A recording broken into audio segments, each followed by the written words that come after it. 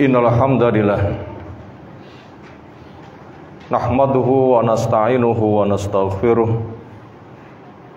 wa na'udzu billahi min syururi anfusina wa sayyiati a'malina may yahdihillahu fala mudhillalah wa may yudlilhu fala hadiyalah. Wa asyhadu an la ilaha illallah wahdahu la syarikalah wa asyhadu anna Muhammadan abduhu wa rasuluh. Allahumma shalli ala Muhammad wa ala alihi wa ashabihi wa man tabi'ahum bi ihsanin ila yaumiddin. Ya ayyuhalladzina amanu taqullaha haqqa tuqatih wa la tamutunna illa wa antum muslimun. Ya ayyuhan nas ittaqu rabbakum alladzi khalaqakum min nafsin wahidah wa khalaqa minha zawjaha wa bassa minhuma rijalan katsiran wa nisaa'a wattaqullaha alladzi tasaaluna bihi wal arham innallaha kana 'alaikum raqiba. Wa ba'd, fa inna asdaqal hadisi kitabullah wa khairal hadyi hadyi Muhammadin sallallahu alaihi wasallam wa syarrul umuri muhdatsatuha fa inna kulla muhdatsatin bid'ah wa kulla bid'atin dhalalah wa kulla dhalalatin finnar. Masyaallah muslimin, jamaah Jumat, semoga Allah Ta'ala mencurahkan rahmat, fadilah dan ampunannya untuk kita semuanya. Salah satu nama Allah adalah Al-Mannan, zat yang banyak memberikan anugerah. Saking banyaknya manusia nggak mampu menghitung. Ya Allah tandaskan wa in ta'udu ni'matallahi la tuhsuha. Dan jika kamu menghitung nikmat Allah, kamu gak bakal mampu untuk menghitungnya. Tugas manusia mensyukuri, menggunakan nikmat untuk modal memperkokoh ketaatan.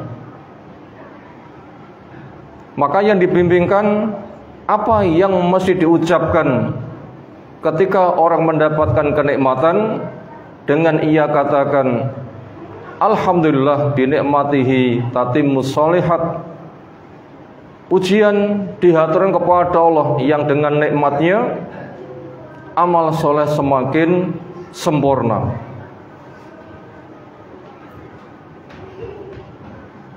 Salah satu sisi luasnya rahmat Allah. Di sisi yang lain juga kecilnya manusia untuk mampu melaksanakan kesyukuran. Maka maha bijaknya Allah Ta'ala ketika manusia berbuat ditugasi sesuai dengan kemampuan. Jangan sampai lebih. Yang pesan Nabi SAW, anna hadatina yusrun fasaddidu wa qaribu ila akhir hadis. Sesungguhnya agama ini adalah mudah, maka supaya kalian bertindak yang sadid, bertindak yang benar, menerima apa adanya. Al-Quran 30 juz sudah lengkap. Sunnah-sunnah Nabi SAW sebagai tafsir dan telah diwujudkan selama hidupnya sudah cukup. Perilaku para sahabat yang mereka telah mewujudkan tidak ada yang kurang. Dan semuanya telah terekam sebagaimana telah Allah jaminkan. Inna nahnu nazzalna dzikra wa inna lahu lahafidun. Saya yang menurunkan adzikr, bentuknya Al-Quran, ditafsirkan dengan sunnah yang sahih, dipraktekkan generasi percontohan. Ya Allah sudah menyatakan radhiyallahu anhum, Allah ridha kepada mereka. Ketika keberadaan agama sudah seperti itu, tugas kita adalah fasaddidu, bertindak yang sadid, bertindak yang benar. Artinya terima apa adanya. Jangan ditambah, jangan dikurangi. Sesuatu yang dibiarkan tidak usah dibahas-bahas. Wala yusadda ahadun illa ghalabah. Tidaklah seseorang melakukan sesuatu yang diberat-beratkan kecuali dia pasti akan kedodoran, nggak akan mampu untuk melaksanakan, karena itu di luar dari apa yang telah distandarkan kekuatan yang ada pada dirinya. Ini cara beragama yang semestinya, yang kita wajib untuk memperhitungkan dan menerapkan. Dan itu sudah cukup. Ukuran nilai orang itu bukan banyaknya, tetapi adalah benarnya. Makanya ketika Allah mencipta kita untuk diuji, siapa mereka yang sukses? Allah telah jelaskan, liyabluwakum ayyukum ahsanu amala. Siapa di antara kamu yang paling bagus amalnya? Bukan yang paling banyak, tapi yang paling bagus, yang sesuai dengan apa yang telah distandarkan. Agama mudah, bisa dipahami, walau kemampuan itu terbatas, supaya masing-masing berbuat apa yang dimampui. Demikian juga pesan Nabi SAW, wa qaribu, artinya kerjakan apa yang sekira kamu dekat kepadanya, artinya mampu. Itu tanda-tanda orang yang beragamanya benar. Termasuk besarnya anugerah Allah yang hari-hari ini kita telah mengalami, sedang kita jalani. Kita berada di 10 hari awal bulan Dzulhijjah, yang dipesankan oleh Nabi Sallallahu Alaihi Wasallam, ma min ayyamin al-amalu fihinna ahabbu ilallah min hadhil ayyam. Banyak hadis diriwayatkan oleh para perawinya, termasuk Imam Bukhari, dengan lafaz yang berbeda tapi mendekati. Tidak ada hari-hari yang amal soleh paling disuka oleh Allah daripada hari-hari ini, yang dimaksud adalah 10 hari awal yang ada di bulan Dzulhijjah. Ketika ada yang menanyakan, walal jihad, apakah jihad juga tidak membandingi? Dijawab, walal jihad, tidak juga jihad. Padahal kita tahu ketika orang itu terjun ke medan jihad, berapa biayanya. Perjalanan yang jauh, bekal yang cukup,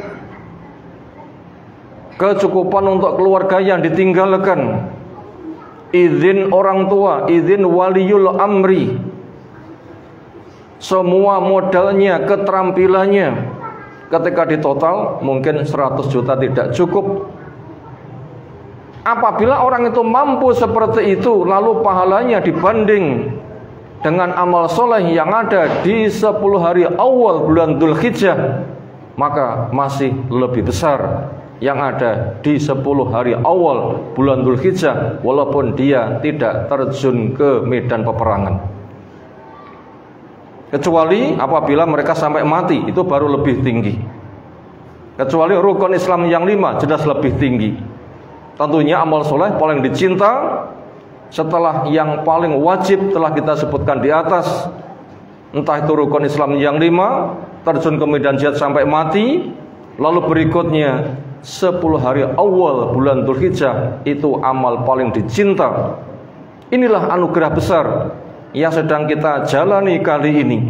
Maka sebagai orang yang tahu syukur dan bisa bersyukur, maka kita wajib untuk mempersungguh apa yang mendekatkan diri kepada Allah Ta'ala dari berbagai macam ketaatan yang kita mampu ketika masing-masing telah berusaha keras sesempurna mungkin.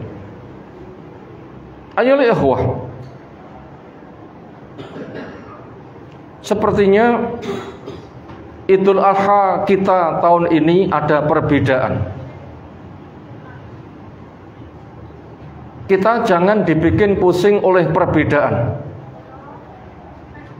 tetapi kita butuh tahu apa yang menyebabkan berbeda. Ketika penyebabnya nggak diketahui, orang hanya tersibukkan adanya perbedaan, masalahnya bukan selesai tapi malah menjadi-jadi. Ibaratnya ada ruangan yang penuh dengan asap. Tindakan bijak yang paling utama adalah cari sumber apinya. Ketika diketahui, matikan. Dibiarkan atau dikipasi, nggak berapa lama asap pun juga akan hilang. Tapi apabila sumber api nggak dicari, orang itu hanya sibuk mengusir asap, kapan akan bisa selesai? Maka perselisihan yang ada di masyarakat, kita jangan dibikin pusing. Tugas kita adalah cari apa sebabnya.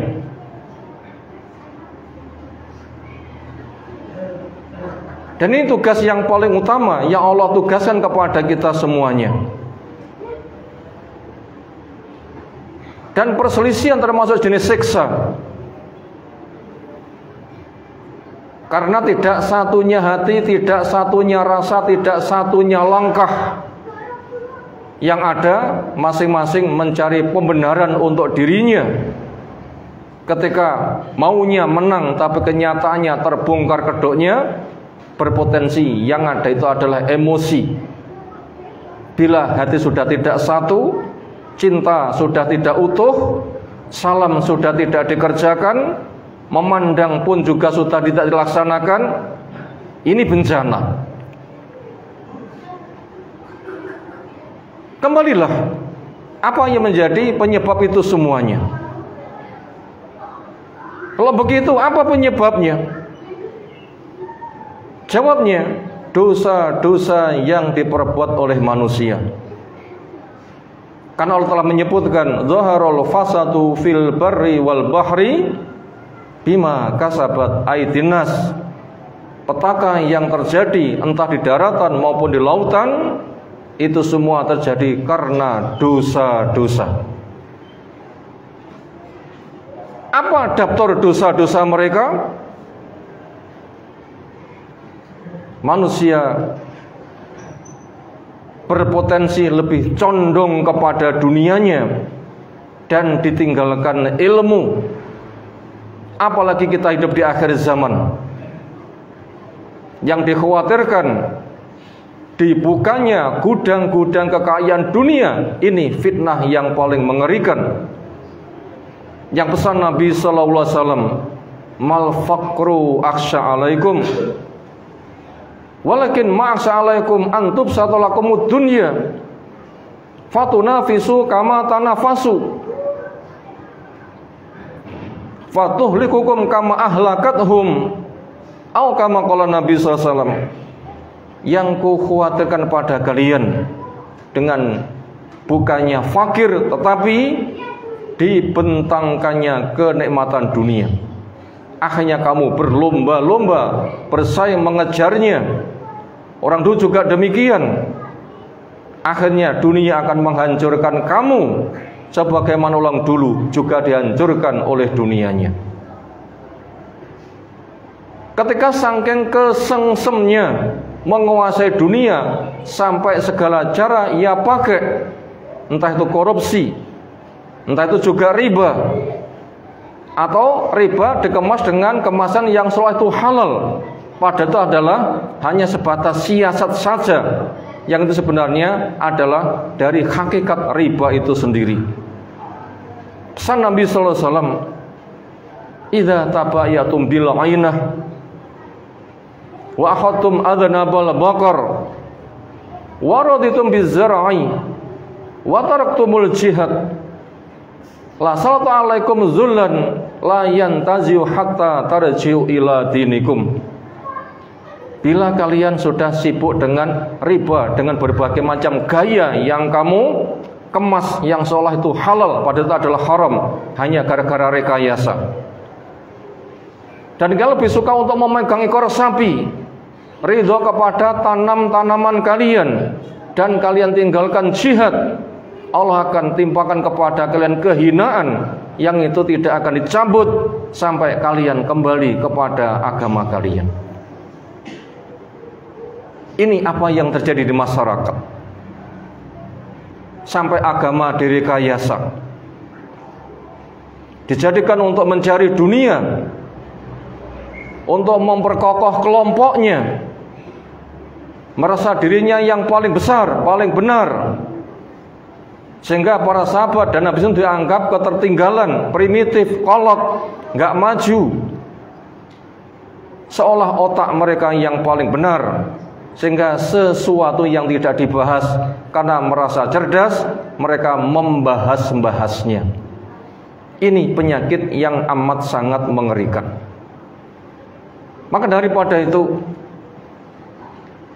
sumber bencana inilah yang kita wajib untuk memahami, kemudian kita harus meninggalkannya. Kembalilah kepada Al-Quran yang ditafsirkan dengan sunnah yang sahih, yang para sahabat telah purna menjadi percontohan untuk kita semuanya. Itu sudah cukup untuk kita semuanya, termasuk untuk menanggulangi adanya perbedaan di dalam berhari raya. Kan hadisnya sangat jelas, sumu liru'yatikum wa aftiru liru'yatikum wa ansikulaha. Berpuasalah karena kamu melihat hilal, berhari rayalah karena kamu juga melihat hilal, dan tunaikan manasikmu juga karena kamu melihat hilal. Siapa yang melihat lalu diikuti? Jawabnya waliyul amri. Hadisnya sangat jelas, wa atiullaha wa atiur rasul wa ulil amri minkum. Itu Nabi SAW membacakan ayat, taatilah Allah, taatilah Rasul, dan waliul amri di antara kamu yang mengajak untuk sama-sama taat kepada Allah. Dan satu dunia tidak dituntut satu matlak. Lihat yang dari Sahih Muslim antara Syam dan Madinah, itu pun juga sudah ada terjadi perbedaan karena masing-masing dari mereka melihat matlak sendiri-sendiri. Ketika dikatakan kenapa tidak dicukupkan dengan apa yang diinstruksikan waliul amri, ternyata mereka berada tempat yang sangat jauh, tidak satu negeri, maka dikatakan begitulah kami diperintahkan. Setiap negeri bisa melihat kemudian menetapkan kepada anggotanya, ini perkara yang dimudahkan. Apabila kita kembali kepada yang mudah, selesai masalah. Tapi ketika perkara tidak dibahas, dia membahas-bahas. Ini yang menjadi sumber petaka.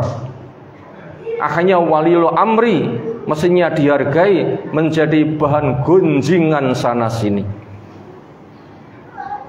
Dan ini perkara yang sangat nista, yang kita wajib untuk memahaminya.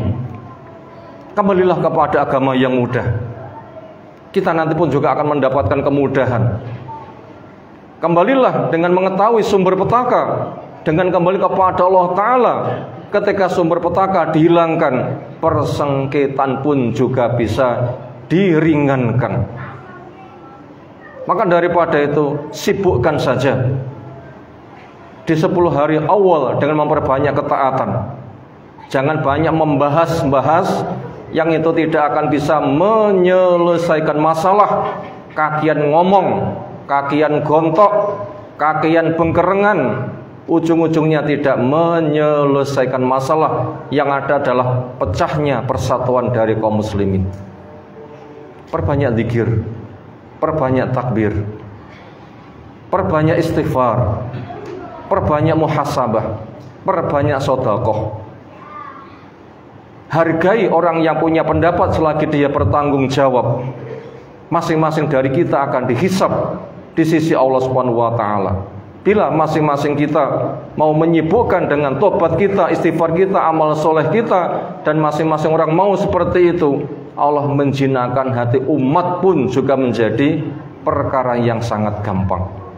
Ayolah ikhwah, azza subhanahu wa ta'ala, Allah pun juga telah menandaskan sebagai jalan penyelesaian buat kita semuanya dengan firman-Nya, wa'tasimu bihablillahi jami'an wa la tafarraqu. Berpegang teguhlah kamu kepada tali Allah. Apa itu tali Allah? Al-Quran. Sudah ada tafsir dari hadis yang sahih, sudah ada proyek percontohan, dan itu mudah. Pegangi itu. Wala tafarraqu.